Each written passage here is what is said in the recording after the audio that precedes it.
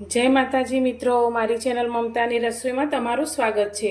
આજે આપણે બનાવીશું સૂકી તુવેર દાણાનું શાક। તો આ શાક એટલું ટેસ્ટી બને છે કે ઘરમાં બધાનું ફેવરેટ થઈ જશે અને એકદમ ટેસ્ટી અને ખૂબ જ ઓછા મસાલા સાથે આ શાક તૈયાર થાય છે। તો અત્યારે શાક બનાવવા માટે મેં સૂકી તુવેરના દાણા લીધા છે।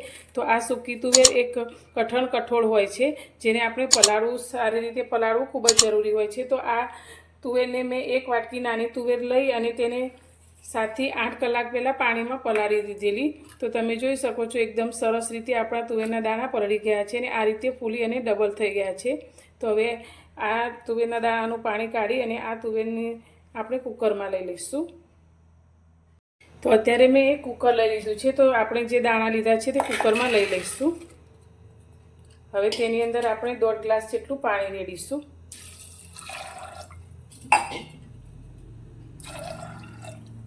અને તેમાં આપણે એક નાની ચમચી જેટલું મીઠું લઈશું। હવે કુકરનું ઢાંકણ બંધ કરી અને આપણે 4 થી 5 સીટી કરી લઈશું। કુકરની 5 સીટી થઈ ગઈ છે। તો હવે આપણે કુકર ઠંડુ થાય ત્યાં સુધી શાકનો વઘાર કરીશું। શાકના વઘાર માટે આપણે ગેસ પર એક કઢાઈ રાખી છે। તો કઢાઈની અંદર અત્યારે આપણે તેલ ઉમેરીશું। તો તમે જે રીતે શાકમાં પસંદ કરતા હોય તે પ્રમાણે તેલને વધારે ઓછું લઈ શકો છો। તો અત્યારે 3 ચમચી જેટલું આપણે તેલ લીધું છે। તો ગેસ ચાલુ કરી અને તેલને થોડું ગરમ થવા દઈશું। તો તેલ આપણું થોડું ગરમ થઈ ગયું છે। તો તેની અંદર અત્યારે આપણે એક તજનો ટુકડો ઉમેરીશું અને સાથે મેં એક તમાલપત્ર લીધું છે તે ઉમેરીશું।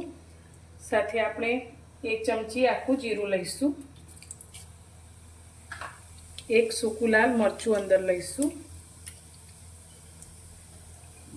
હવે અત્યારે મેં આદુ અને મરચાંને ઝીણા વાટી લીધા છે। તો 2 ચમચી જેટલા અત્યારે લીધા છે તે અંદર ઉમેરીશું।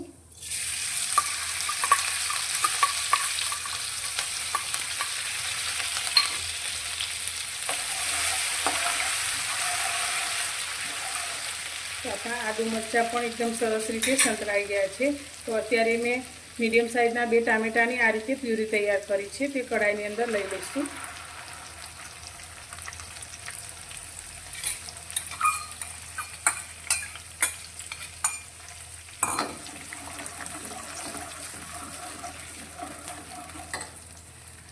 હવે અત્યારે આપણે જે ટામેટા લીધા છે તેના ભાગનું મીઠું અંદર એડ કરીશું। તુવેર બાફતી વખતે પણ આપણે મીઠું એડ કરેલું છે। તો અત્યારે નાની અડધી ચમચી જેટલું મીઠું લઈશું।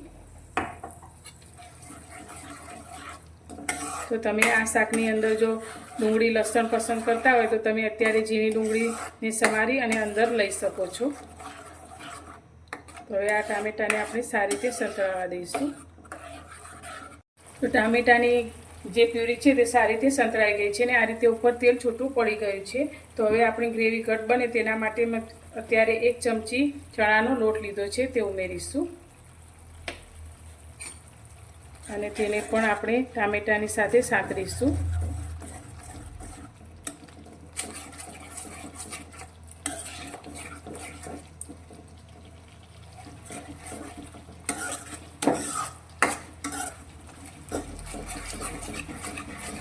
આ રીતે ધીમા ગેસની ફ્લેમ પર આપણે તેને સાંતળીશું એટલે નીચે લોટ આપણો જરા પણ ચોંટે નહીં। હવે અત્યારે જ આપણે તેની અંદર મસાલા કરી લઈશું। તો મસાલામાં અત્યારે આપણે 1 ચમચી લાલ મરચું પાવડર લઈશું। સાથે અડધી ચમચી અત્યારે કાશ્મીરી લાલ મરચું લીધું છે તે લઈશું, જેનાથી શાકનો ટેસ્ટ ખૂબ જ સરસ આવે છે। અડધી ચમચીથી થોડી ઓછી એવી આપણે હળદર એડ કરીશું। 1 ચમચી આપણે ધાણા જીરું લઈશું અને મસાલાને આપણે સારી રીતે તેલમાં સાંતળીશું।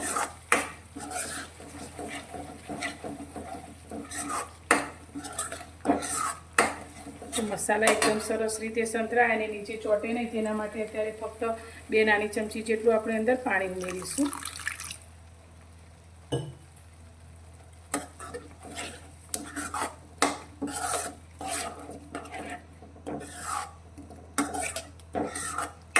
ધીમા ગેસની ફ્લેમ પર હવે આપણે આ ગ્રેવીને સારી રીતે સંતળાવા દઈશું।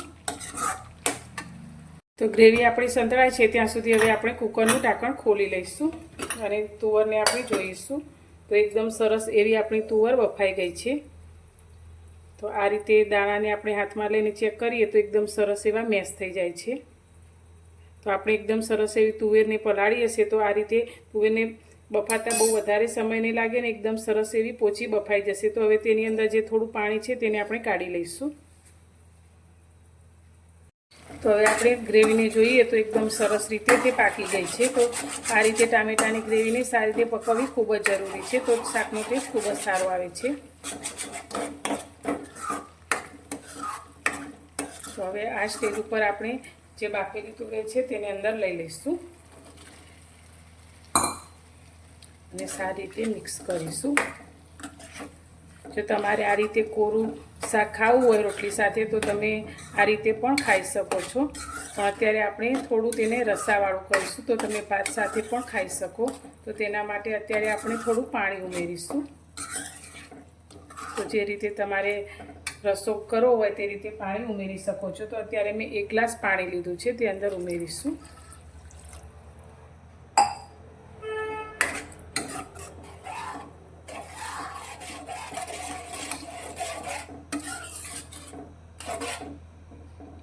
હવે તેની સાથે અત્યારે મેં એક ટુકડો ઝીણો કરેલો ગોળ લીધો છે તે ઉમેરીશું. તમારે ગોળ જો ના ખાવો હોય તો તમે સ્કીપ કરી શકો છો, પણ થોડો ગોળ લેવાથી શાક ખાટું મીઠું સરસ લાગે છે.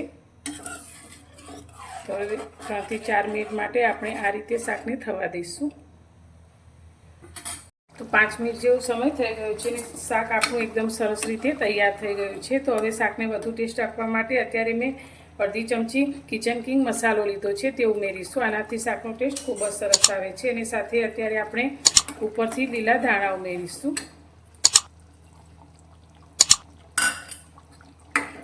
તો શાક આપણું તૈયાર છે. તો ગેસની ફ્લેમ બંધ કરી દઈશું. તો તૈયાર છે આપણું સૂકી તુવેર દાણાનું શાક, એકદમ ટેસ્ટી. તો આ શાકને તમે ભાત સાથે રોટલી સાથે ખાઈ શકો છો. એટલું ટેસ્ટી બને છે કે તમે વારંવાર આ શાકને બનાવશો. તો તમને મારી આજની આ તુવેરનું શાક બનાવવાની રીત કેવી લાગી તે મને કોમેન્ટમાં જરૂરથી જણાવજો. અને પસંદ આવી હોય તો વિડીયોને લાઇક કરજો, શેર કરજો. અને મારી ચેનલ પર નવા છો તો ચેનલને સબસ્ક્રાઈબ કરવાનું બિલકુલ ભૂલતા નહીં. તો ફરી મળીશું એક નવી જ રેસીપી સાથે નવા વિડીયોમાં.